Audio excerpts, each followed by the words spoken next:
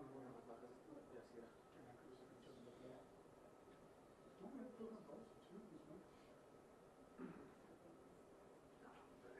Para. Porque una vez yo eché la subimos. Yeah, no, no. I want to try to show some things of the reference here.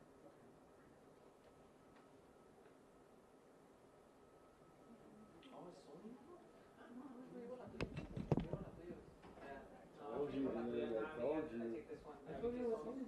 Oh, it's Sony. Yeah, That's what I'm saying. yeah. Yeah, wait. I'll take the Sony. That's why it has the better lens. Yeah. Kind of Sonic thing.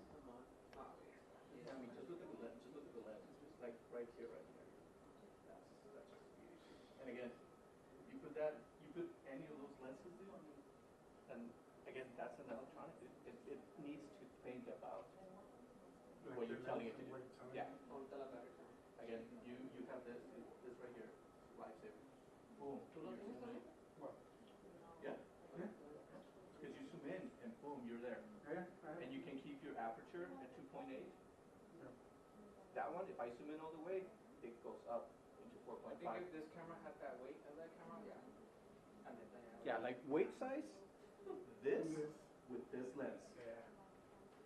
And that, and They would never do that to us, bro. They would never perfect something. Of course not, of course not, dude. Like, here you can get that camera, but you get this lens. Yeah. Oh, you want this lens? Because look, you're going to have this size now. Well, that's, Oh, you're trying to buy it. Hello? 13? again, it's a good camera for production, not for news. It looks good. Not for say, news. Footage looks good. Not for Quick. quick stuff, exactly. Again, we have time, we can set up lights here, we can do 2-3 shots with these types of cameras. I still say Yeah. you should get DSLRs Oh, with stabilizer for handheld. So They tricked you too on that, huh? Yes. I saw the Dunkin' Donuts, I was like, all right, they're putting its donut spread for us. No, just the box. to get us in a better mood, that's what it is. Yeah. Estaba detrás del trailer, like literally. Yeah. So he was heading home then, wasn't he? He was hitting that. Because also when it was 2 trailers, one car, then it, Yeah. so I was like, what the hell? He was heading home? The second we get on, maybe he was like right there. Yeah, we're like, what the hell? Because we all. Heart and that way. Yeah. That's happening. Yeah. You got the money shot? Yeah. Because everybody was up there. Yeah. Was it big?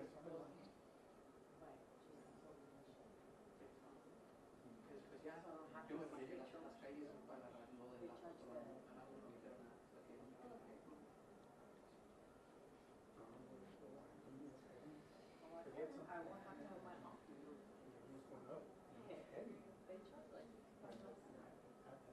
Did he stay there the whole night? No, he just stayed there till 5:30. Que no recogió. ¿Le cambiaron de carro o qué? Porque no, he was not able to get out. Aquí, I don't know what he did. Because he was there and he didn't move.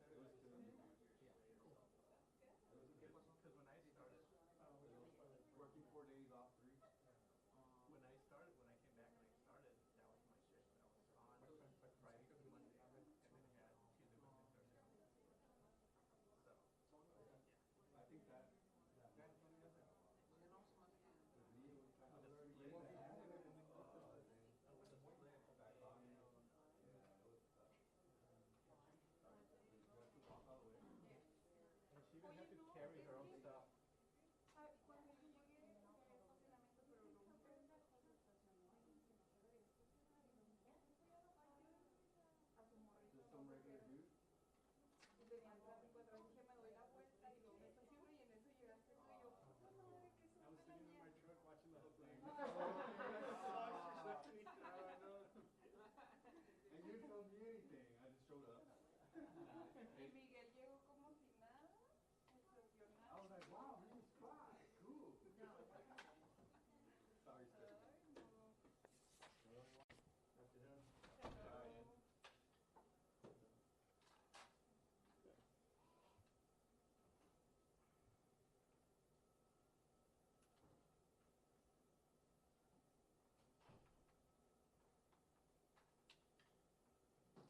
Told me we were ready.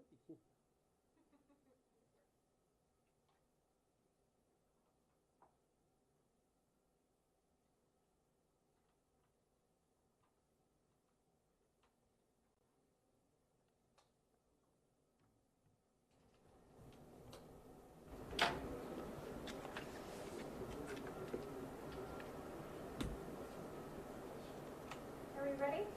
Yes. Got it? Okay. Good afternoon. My name is Bill Hicks, and I am your district attorney.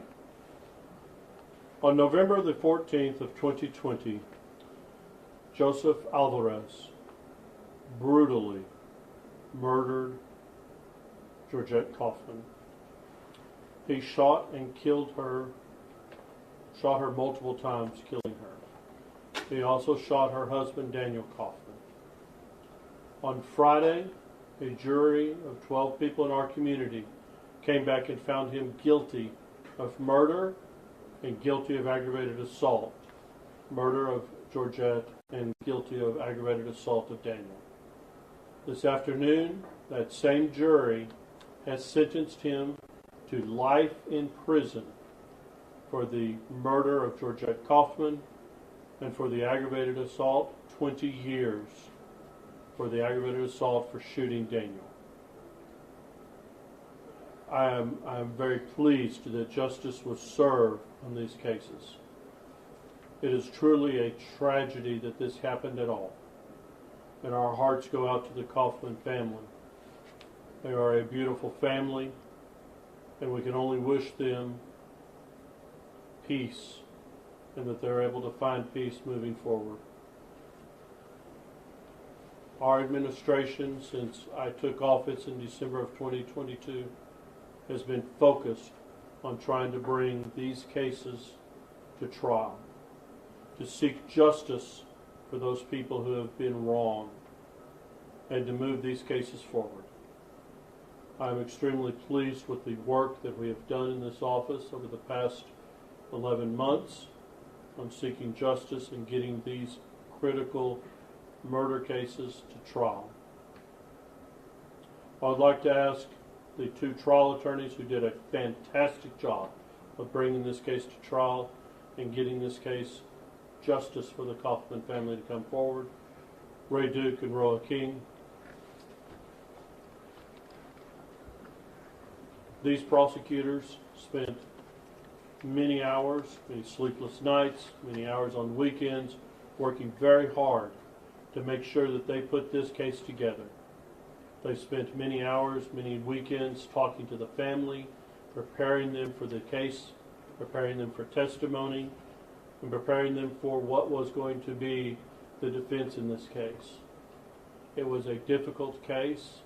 Dealing with Mr. Alvarez's defense was difficult, but they bore through it, and they did what is their job. They are public servants. They are assistant district attorneys who sought justice in this case. Ray, Roa, thank you. You sought justice. Justice is served. You both did a fantastic job in this case. Thank you. Thank you very much. If anyone has any questions, we'll be glad to answer those questions. There's always a concern with the community with the backlog. Now this is 4 major cases that you guys had and you guys tried successfully. What's your message to the community? That we're moving that backlog out, we're clearing the backlog, and most importantly, we're seeking justice in our courts for our community. We're moving hard, we're working hard. These attorneys are working very hard in our community for justice. Yes, ma'am. When question. Did any of the prosecutors or anyone who works at the DA's office know Mrs. Kaufman or worked alongside her? I personally knew the Kaufmans. In my private practice, I had dealt with them both in their role as assistant attorney generals, and I knew them in the community. I'm sure that many people in this office knew them in their professional capacity as lawyers in our community.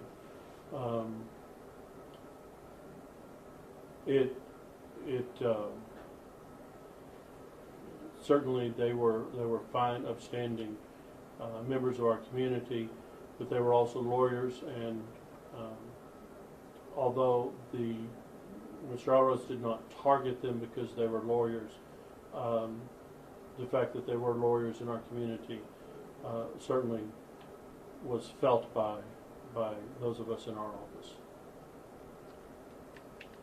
Yes, ma'am. And also, we got to hear the testimony from Mr. Alvarez. He was sort of explaining his beliefs, I think, to a lot of us in the courtroom who were able to hear it. It really sounds like words coming from an insane man, and that's something that the defense was trying to prove, that this was insanity. How difficult was it to go against that and get this conviction in the end?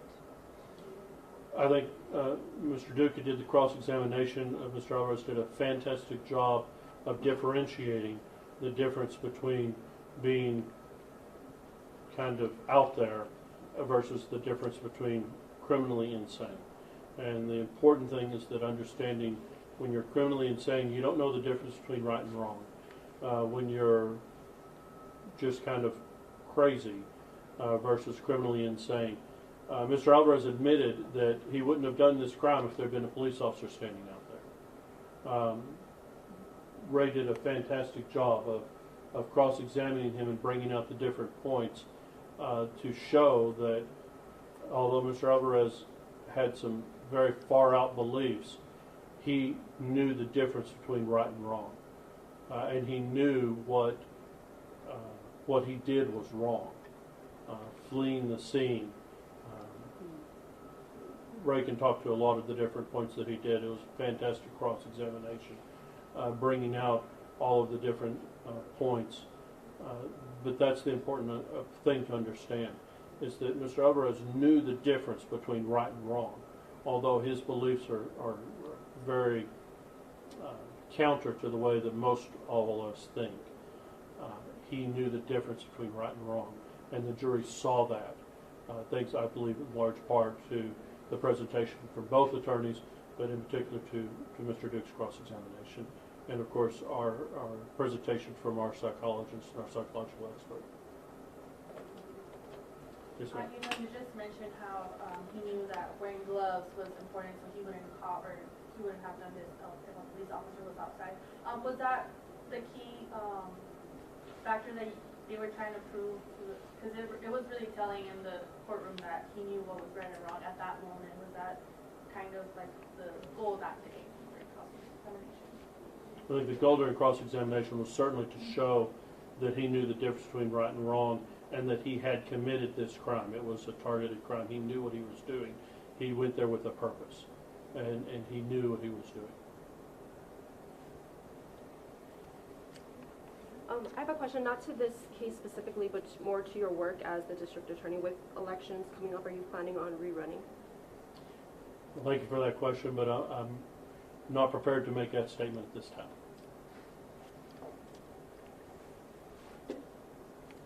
Anything else? Are the attorneys going to give any comment? Anything? If you have any questions for them, they'll be glad to let them answer.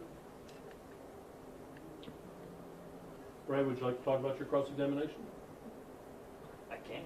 Go ahead. No shot.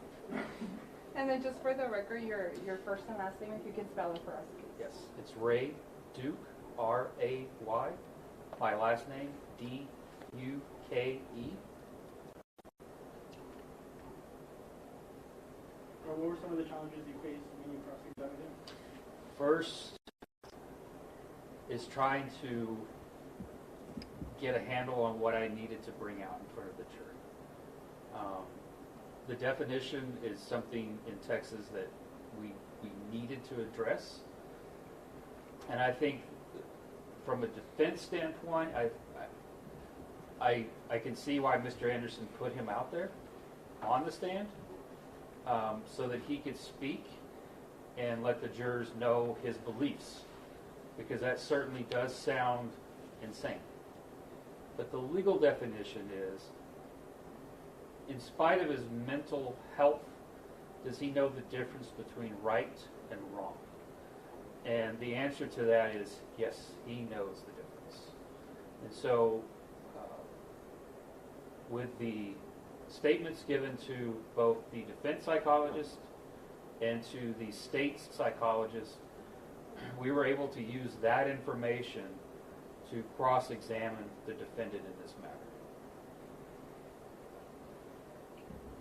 Going back to that he knew what was right or wrong, was it easier than you expected to prove that on the stand? Like, have him say that he knew it was wrong rather than not? No, I will not say that was an easy task. First, it's difficult to cross-examine to begin with. Second, I just got the information like 5 minutes before I started talking to him. So it was very new to me. I literally read through the reports at lunchtime so that I could go through and cross him. It was just very difficult to try to speak with him because of his mental condition. And what does it mean for both of you? As soon as the verdict was read, the jury was let out, the family came up and they gave you guys big hugs. What does that mean for you guys? It means a lot because, I mean, that's our job. We're here to seek justice. We're here to do what's right. And that's validation, really, for all of us. And it's, the Kaufman family has been nothing but super, super nice, encouraging. They've been there through everything. How is Mr. Kaufman holding up today? He is doing as well as expected. He's been through a tremendous amount in this case. Lost his wife, almost lost his life. His son has had to go through a lot. So it's been a very trying and traumatic 3 years for the Kaufman family. And they finally have a sense of justice. It still won't bring Georgette back, but they have a sense of justice. Thank you. Thank you. Thank you. Thank you all for being here. We appreciate your time.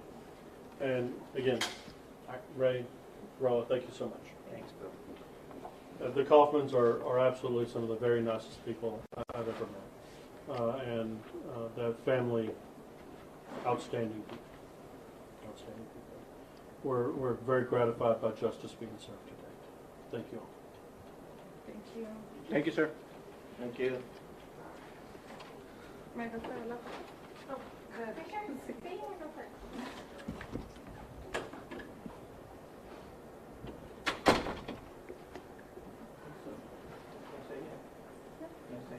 No, no. No, that's not your mom. Okay. Don't scare me like that. I was like, Got that's excited. not. Gracias por decirme. Para que veas quién te